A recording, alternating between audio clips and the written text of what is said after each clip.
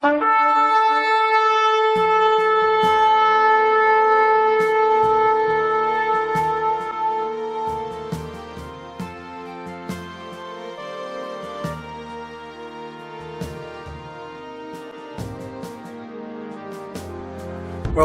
in part 2 of The Extreme Christian.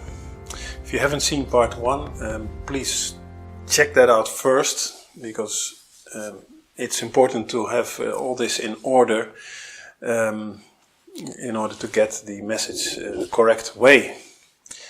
So we're working towards finding out, understanding what is the extreme Christian, how can we be one.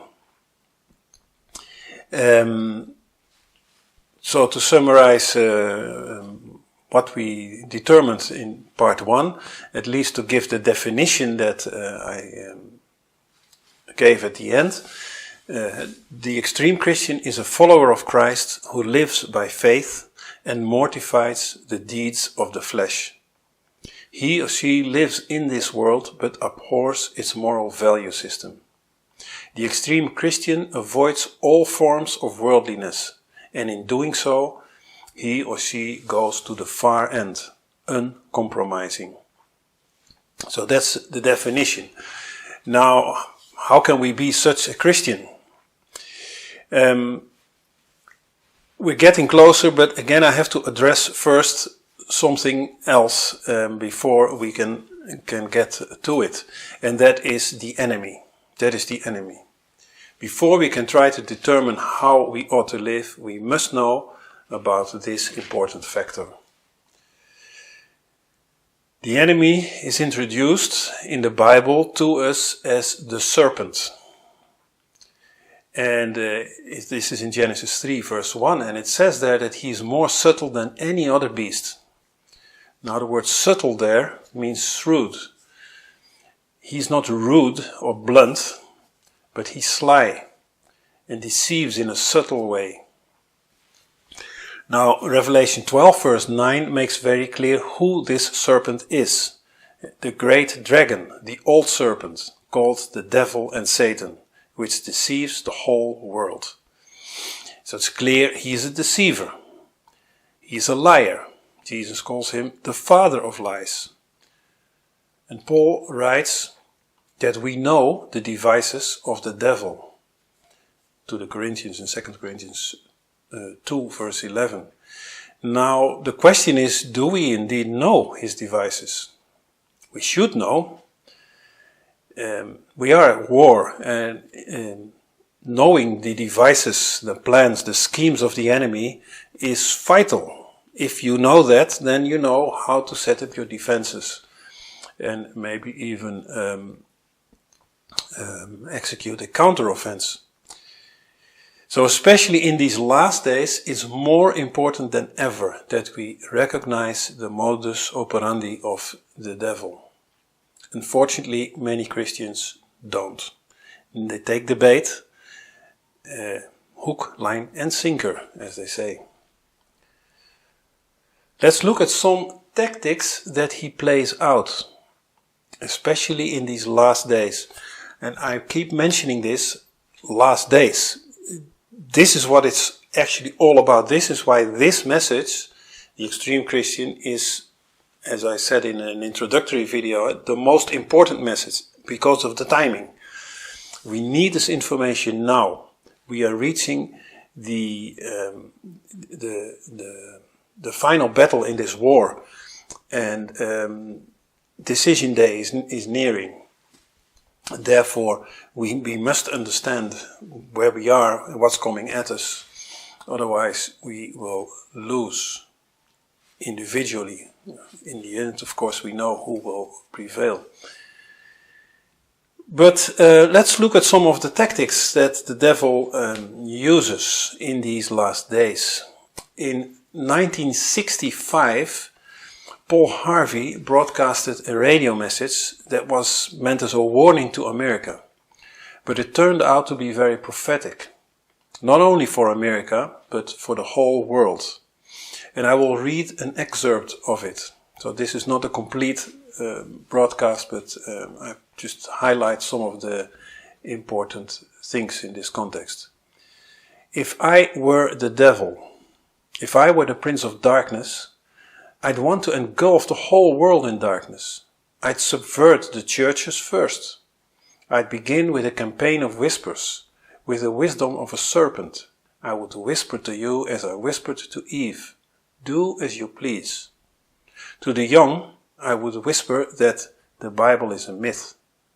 I would confide that what is bad is good and what is good is square. I'd threaten TV with dirtier movies. I'd peddle narcotics to whom I could. If I were the devil, I'd soon have families at war with themselves, churches at war with themselves, and nations at war with themselves.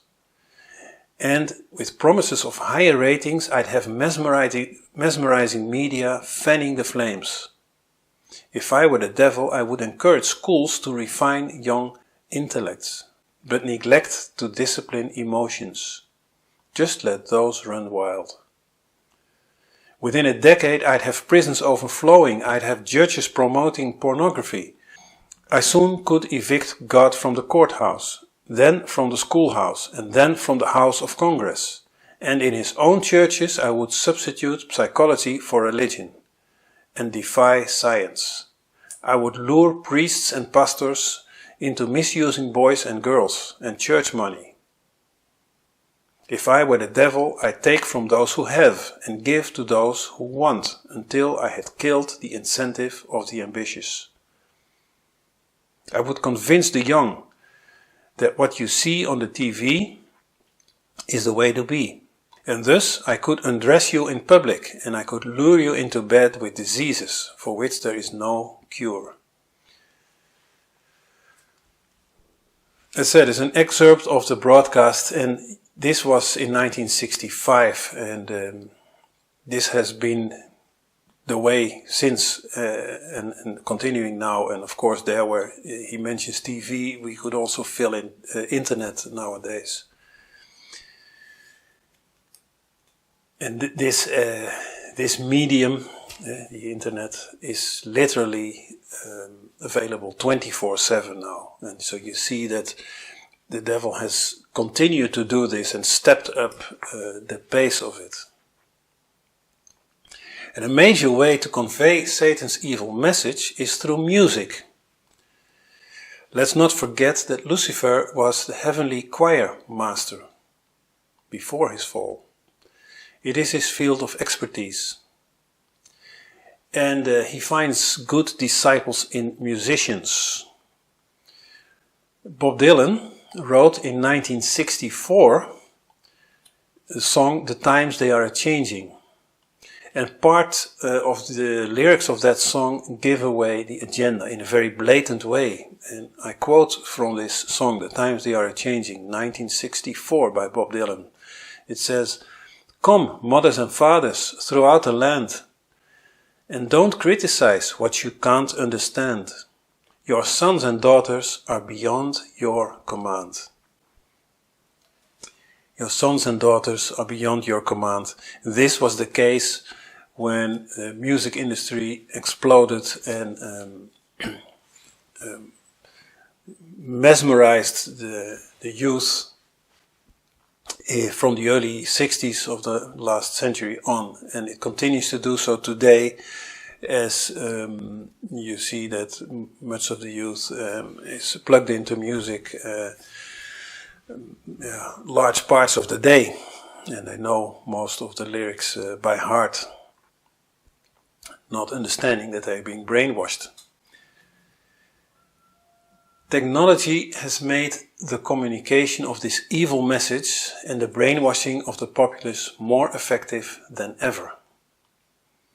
And our dependency of this technology is ever increasing as it is utilized in every area of our lives.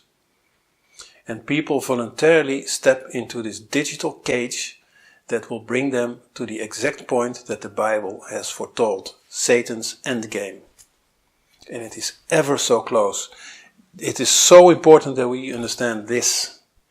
Technology did not just happen because there were some smart people. in a video a few years ago called New Smartphones, a Quantum Leap. I will leave the link for that. It's, by the way, still a featured video on the website.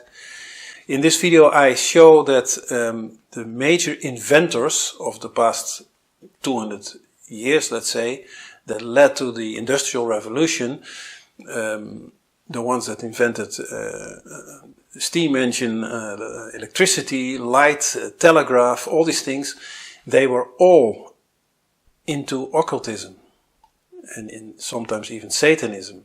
They were all inspired by Satan to come to their inventions.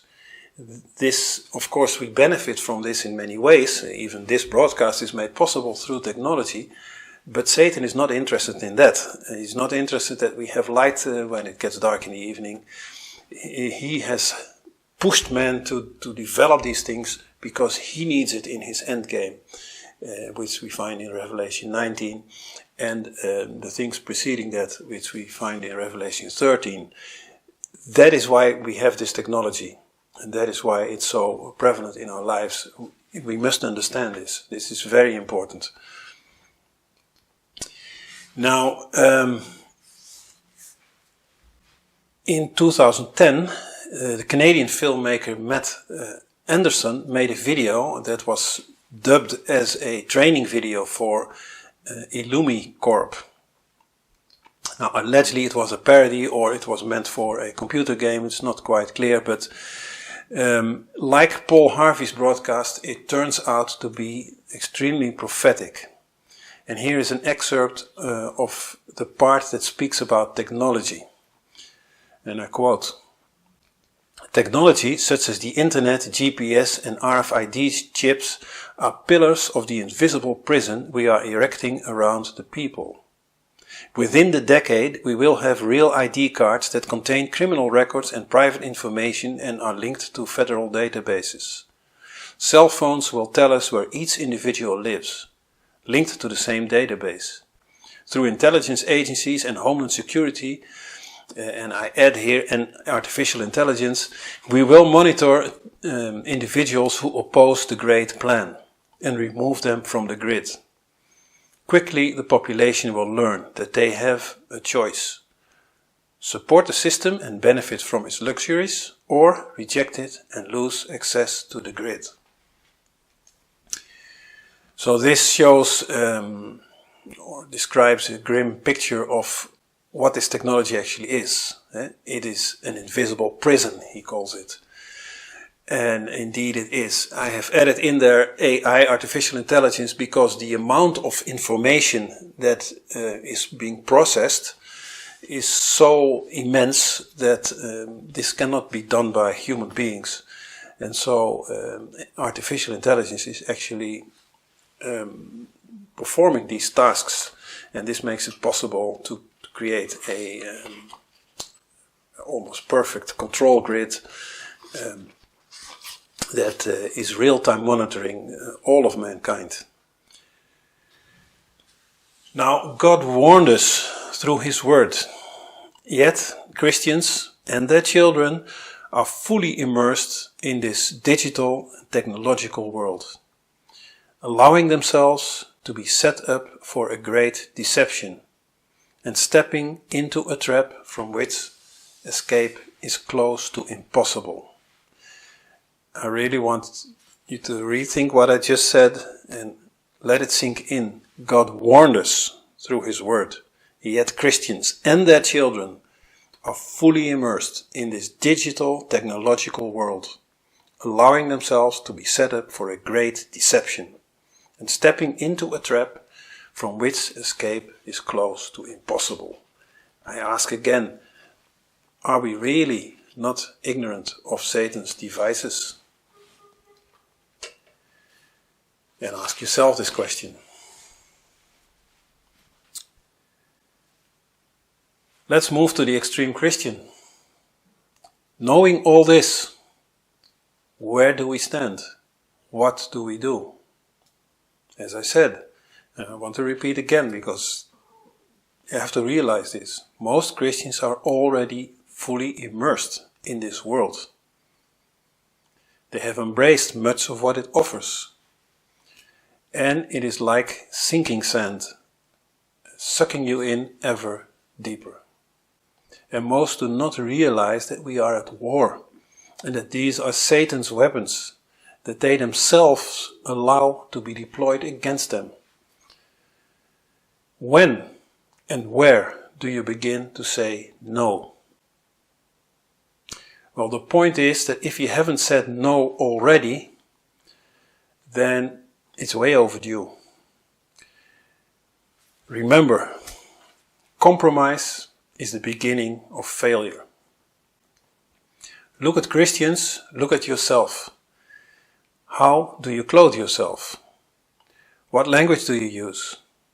How is the use of your makeup, your hairstyle?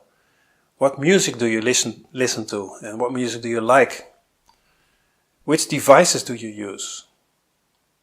Look at the behavior of Christians in the church. For example, do they read or use a physical Bible or a smartphone? Are they led by the Holy Spirit or by Google? And forgive me if I maybe sound ridiculous, but this is the reality that we live in. And if we think that all these things are okay and can be combined with our faith, then we are fooling ourselves. Where we are, at the end of the age, ever more things are vehicles used by Satan to tighten his grip on this world for his coming reign. Music, technology, clothing, everything we see around us and we hear, it's used by him. A Christian living 2000 years ago, generally speaking, would have less conflicts with society around him than a Christian today. He would have conflicts with certain people and with authorities, but with the world around him, way less than today. The reason being is that society has increasingly turned against biblical values, against God. So from the perspective of the world, Christians today are much more extreme than 2000 years ago. Notice what I say, from the perspective of the world. Christians are way more extreme now than they were 2000 years ago.